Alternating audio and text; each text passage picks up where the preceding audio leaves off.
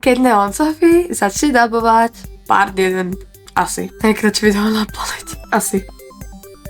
Hej, slovenská abeceda má 46 písmen, naučil si sa ich 45, tak mi povedz, aký je pre teba problém dotiahnuť to posledné písmeno R. Typa, wow. Vítajte žiaci na hodine angličtiny. Vyberte si papier od okna AB. Poprosím Samuela Miščíka, aby nám prečítal zadanie úlohy. Žiadny problém, pani Mišovka. Choose the correct answer by giving a cross mark on A, B, C or D. Wow, Miščík, čítaní patríte sa medzi najlepších striedy. Konečne sa dáte počúvať. Vy ste sa mal narodiť buď v Anglicku alebo v Holandsku. Tamto R to majú s tým vašim rovnorodé.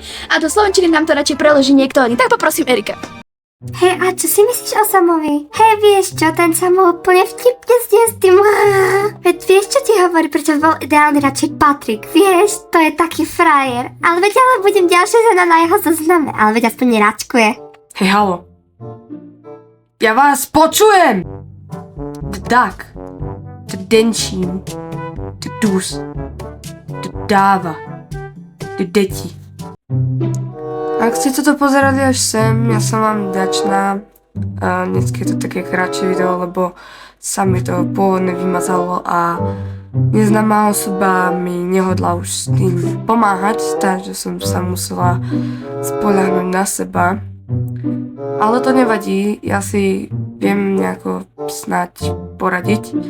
A ak ste sa dostali až sem, tak môžete napísať nejaký komentár. A to bude asi všetko, no. Ja vás nebudem zdržovať.